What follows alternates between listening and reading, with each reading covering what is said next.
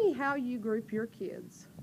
Well, it depends on the activity, but a lot of times I like to group in pairs because I feel like then both people get input, and it's not like where someone doesn't feel like they have a say. But I like to do likabilities.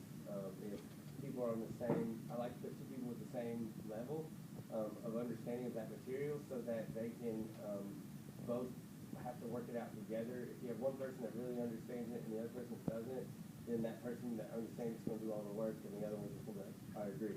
But if you have two people that are at the same level, they'll work together more and they'll have to figure it out and be more of a challenge. So that's how I like it.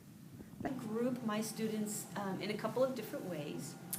I group them during workshops based on pairing high and low kids together so that hopefully the high kids can help the low kids and the low kids can get some support that way.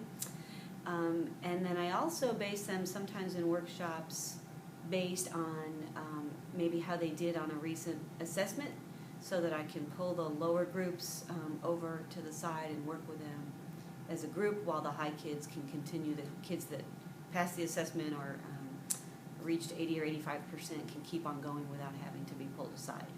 So those are the basic two ways that I group. Well, depending on the activity and the group of kids I have, some groups may need to be much smaller. Sometimes they need to be in pairs or threes or fours work better. Have to work on the personality of the kids and the need of the kids. Sometimes a kid may need a buddy to help them, and sometimes I have students who are strong leaders and they're good to be that buddy. So it just kind of depends on. I group my students in different ways depending upon the activity.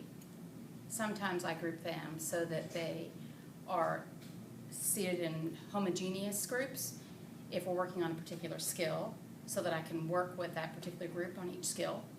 Sometimes they're heterogeneous so that different members at different levels can contribute to the group and to the work they're doing.